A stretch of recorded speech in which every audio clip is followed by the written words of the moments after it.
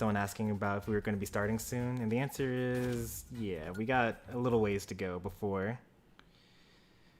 Xenojive, welcome to the channel. We got a ways to go before we actually start the viewer battles. We're in the middle of watching the replays from last week's tournament.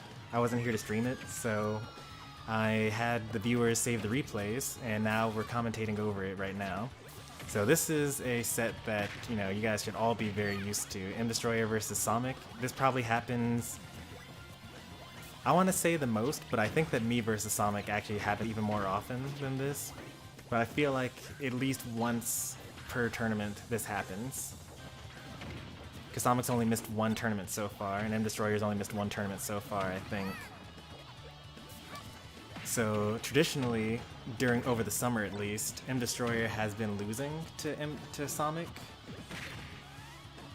I think that they were down 4 sets to 0, and then suddenly over the past couple of weeks, M Destroyer has actually been, you know, winning all of these sets. So at this point, M Destroyer has won the last 3 sets that they've played, and overall is down like, you know, 3-5 or something like that against Somik. And this is the kind of like fun history that you can only really get from like, you know, weeklies or monthlies or like some sort of periodic, you know, sets or like tournament series. You get like this player history. I was actually thinking that, you know, after this tournament series is over, I could do like an actual power ranking for the channel, because we'll have like all the head-to-heads. So like the way that challenge is going to do it is just going to be based off of an ELO rating. So if you beat a player that's highly rated, you get a lot of points, and if you lose to a player that has low ratings, then you lose a lot of points.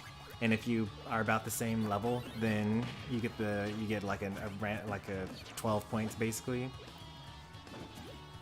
But typically when it comes to actual giving like power rankings, it has to do with like tournament placements, and like they'll throw out certain other things such as, you know, for example, I Like Pie has 2 different users because his old user wasn't able to sign up for future tournaments or check in.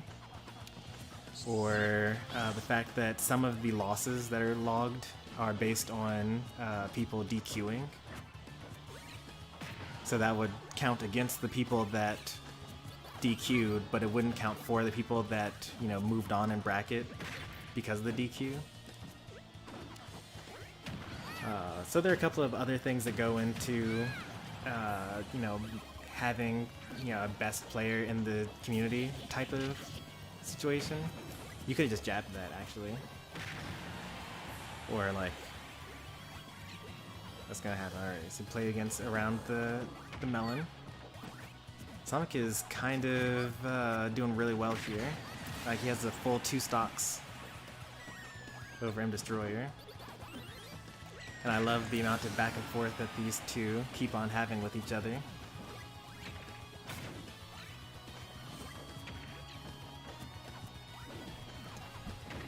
Yeah, so Triviality, this is that idea that I was telling you about in DMs. Where like if you run another tournament and the viewers aren't on stream, they still get to have their stuff set up. You know, I would say that at this point almost half of the tournament sets that are on the channel from this series actually happened off stream.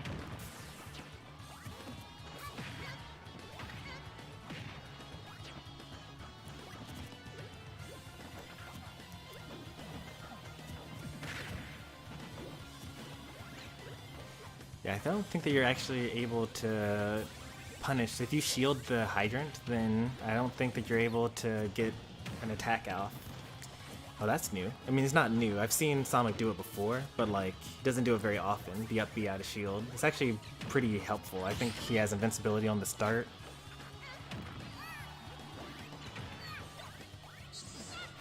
Oh. That was interesting. I guess he was afraid of getting hit by the hydrant, maybe? Or maybe he was body blocked by the hydrant?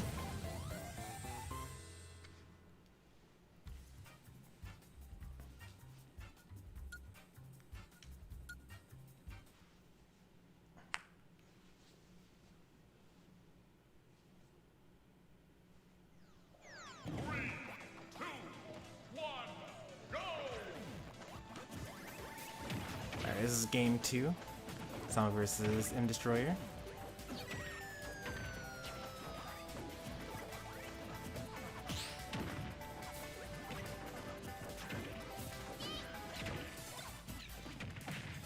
It actually might be worth learning when the water is going to come out, because, you know, Pac-Man players, they're just going to like shield the water and then they're not going to be pushed back. For the rest of us, you know, we try to attack this hydrant and then we get like blown away, and it's a huge waste of our time.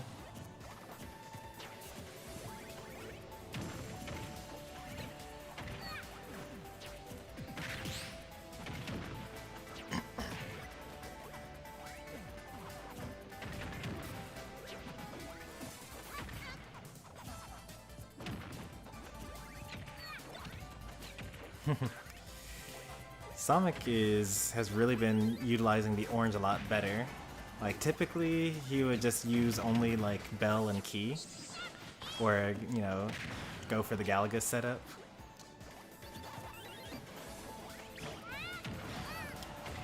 So the thing about, alright, so for M Destroyer, if you're going to feint for a ledge trump, you have to actually ledge trump them a couple of times before you feint for a ledge trump, because otherwise they're just going to sit there because you're not going to do anything. Now granted, Pac-Man is one of the most difficult characters to ledge trump because he's so round, and just because of his ledge hang. But you got to do it. Kirby's one of the easier characters to ledge trump with, so you just got to leverage that.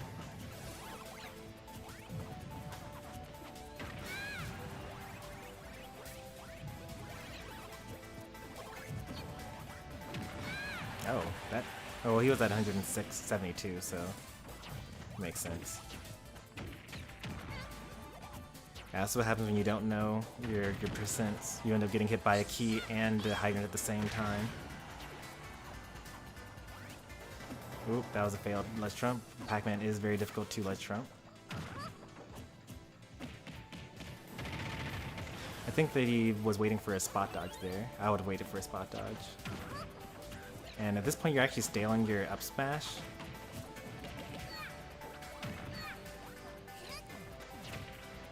Nice.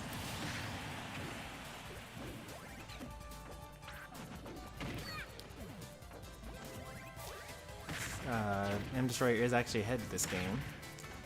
Since this is Winners Finals, this is actually best of 5.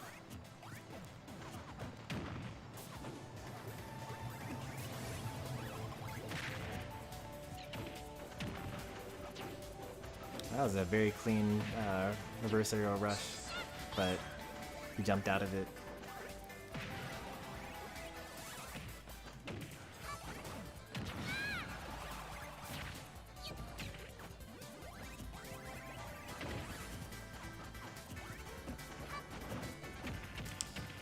I mentioned this when I was going over tournament number 6 or 7, I forget, but I don't think that the goal or the plan should be to, oh, very nice. He's not gonna get this one.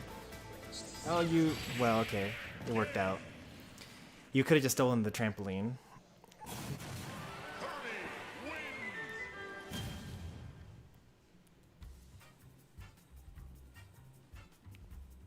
Hitting him with your up B actually gives him the opportunity to use his side B and also use his up B, which he actually could have used to live that.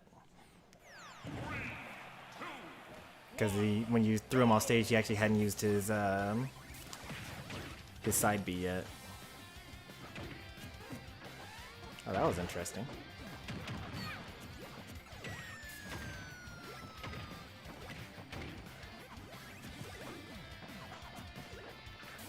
Oh, the water from the hydrant.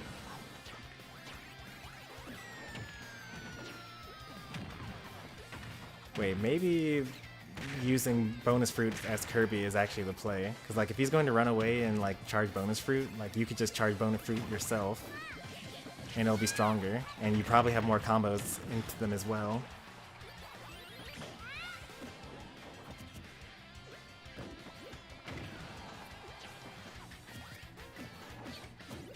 Oh, there we go. You got the ledge trump.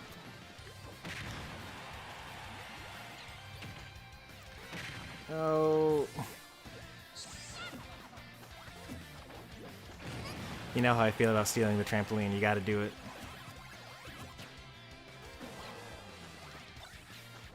That was supposed to be a B reverse for sure.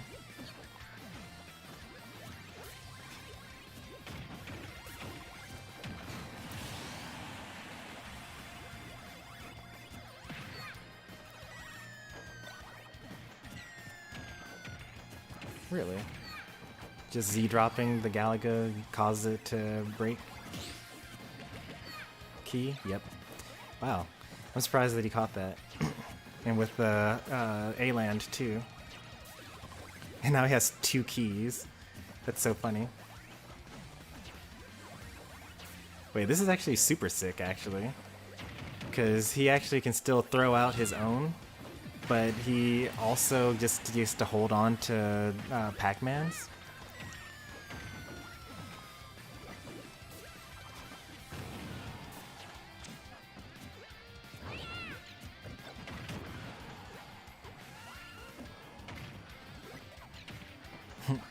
Z drop cherry.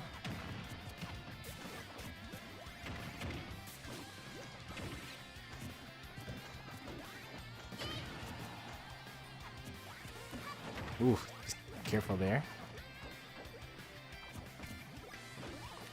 I probably would have tried to go for some cheese and just like grab Pac-Man and go for the grab release into the hydrant. It probably wouldn't have worked, but that's the type of thing that I look out for. Anytime I see a red hydrant. Somik tried going for his own setup, but M Destroyer was ready for it.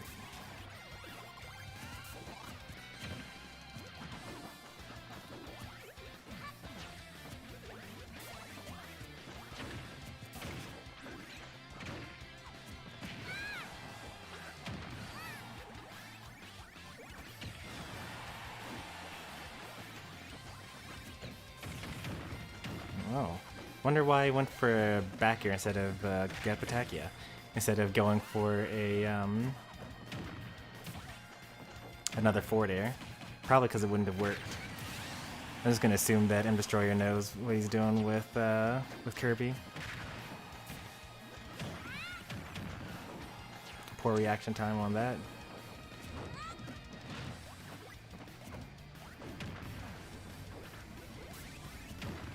Oof.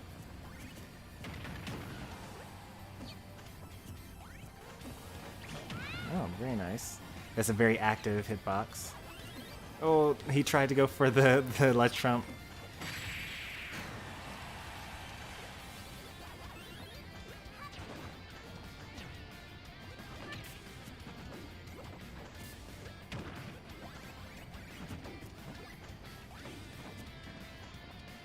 It wouldn't be that awful to just kind of, you know, let the timer go down a bit here. I'd also see it back here.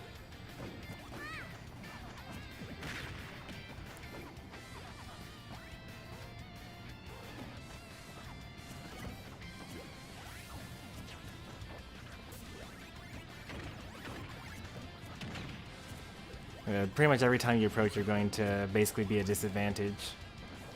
But when you have such a lead and like there's not really anything that he can do to kill you with from across the stage, you may as well just like, you see how much damage you're taking? You're at like 30 before, and if you get up, you'll die. Okay, good.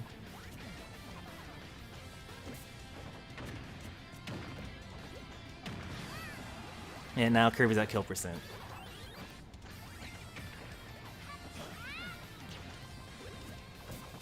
Forward smash. Oh no. Happens every time. Just don't chase him. Just let him run. The time runs out eventually.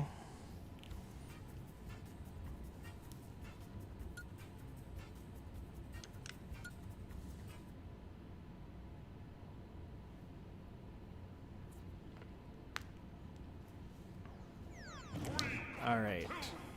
Game 4. Somik is up 2-1 over M Destroyer at the moment.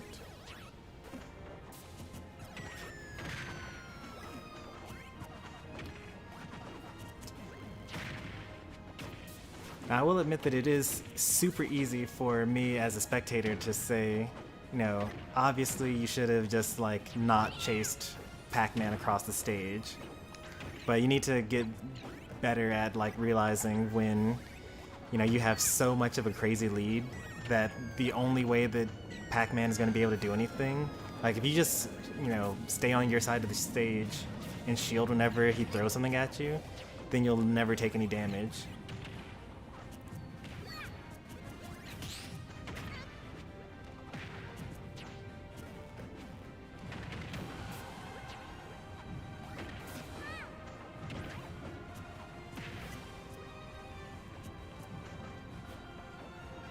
I wonder what that was all about. He had some sort of like ridiculous plan. Gonna be a, oh, I thought it was gonna be a grab there. It would have worked, but the forward smash would have killed technically.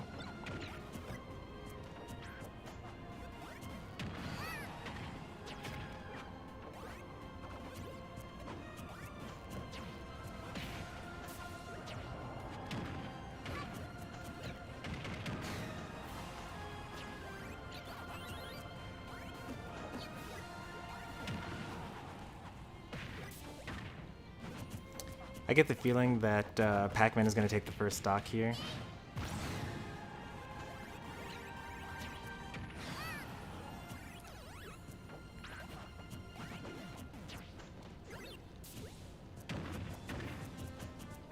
Trying to parry? I don't know what he would do after the parry if he got it. Probably forward smash.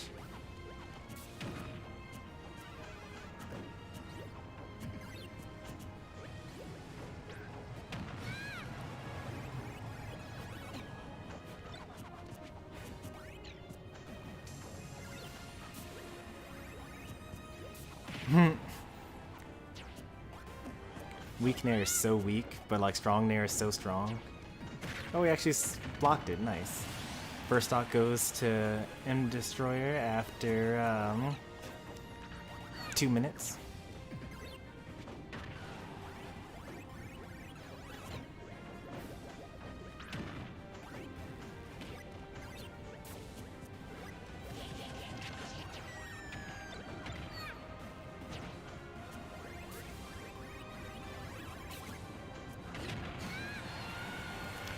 %, extra credit.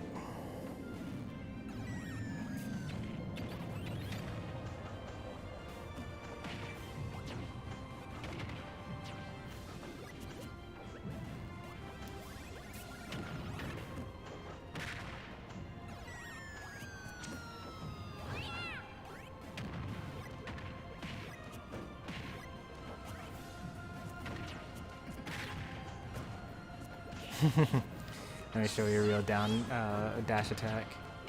I actually would have liked to have Kirby's Smash 4 dash attack, the multi-hit. I mean, it's not as bad as, you know, the melee dash attack, because that one was just completely awful. Because it looked like Smash Ultimate Kirby dash attack, but didn't really hurt anyone or launch them anywhere or have any amount of like, you know, safeness to it.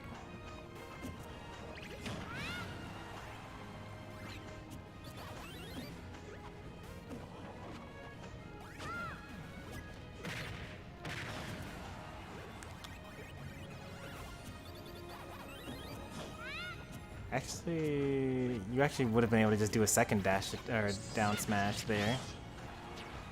It's hard to know in the moment though. I like the inhale as a mix-up, because Sonic likes to shield so much.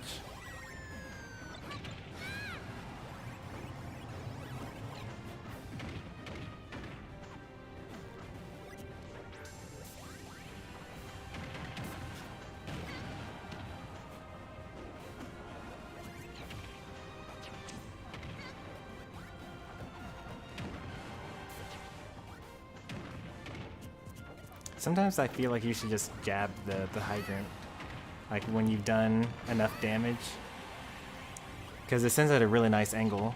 Oh no, the melon was too much.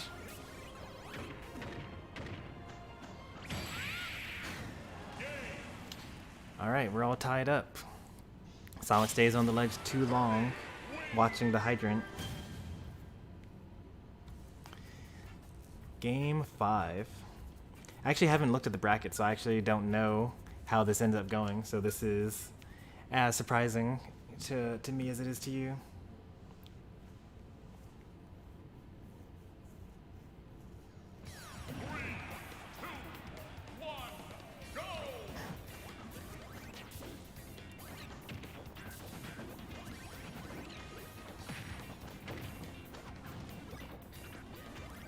I just realized I actually need to spoil this for myself because I don't want to watch the rest of this set today because there's so many videos. I'll watch the other half tomorrow. But I'm gonna have to look up who actually won the tournament in order to give someone the highest placing viewer award.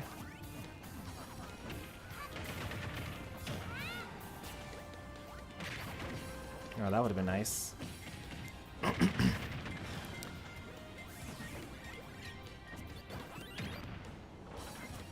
think that you definitely should have grabbed there though, because like the hydrant's coming and you know that he's going to have to shield it or get hit by the hydrant.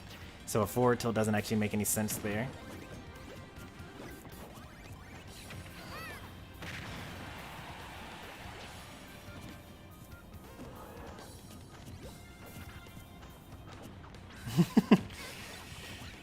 Just chasing around Pac-Man.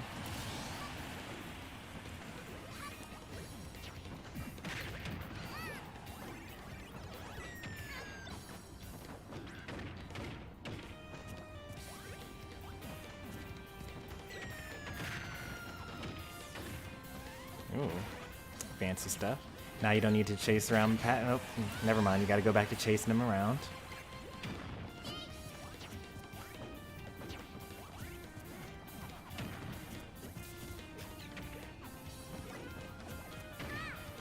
Oh, he missed the tech. But I guess he was expecting a tech roll.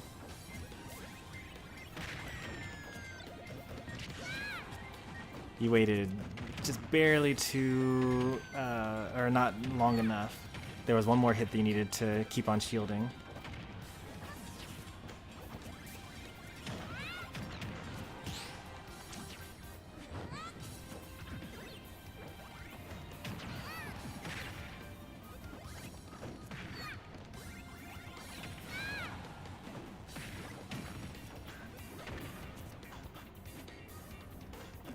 Nice.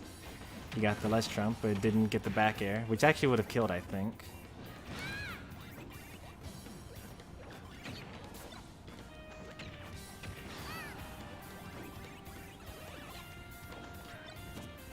Down throw, yep. Down throw does the most amount of damage out of all of the Kirby throws. And it never will kill. Well, I mean, it probably will eventually kill, but like it doesn't really kill at a reasonable percent, so you don't have to worry about staling it, so you can use it as much as you want. Somik dies a lot going for that Galaga between stocks. I don't think it's usually worth it.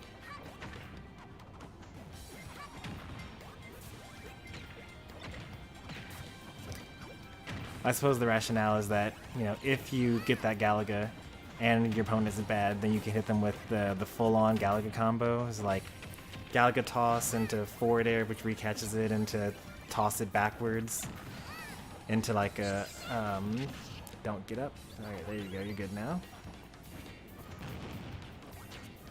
Into a side B.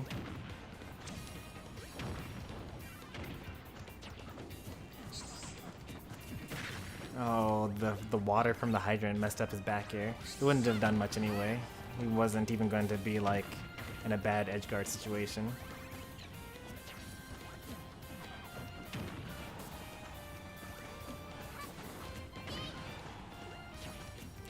Let's trump back air, but it didn't kill because Pac-Man's slightly too heavy. I'm just totally gonna get forward smashed here.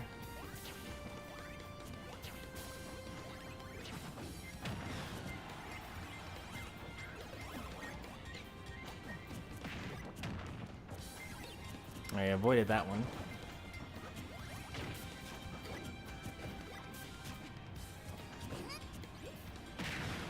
Neutral air trades with neutral air. And the slowest melon ever. Shield pokes. Apple would have killed there. Back throw. Kills because it's Kirby. Yep. So there you have it. We figured out the top half of bracket. All winner's side. Tomorrow I'll go over the other half because it's been like an hour already and we need to get into some viewer battles here.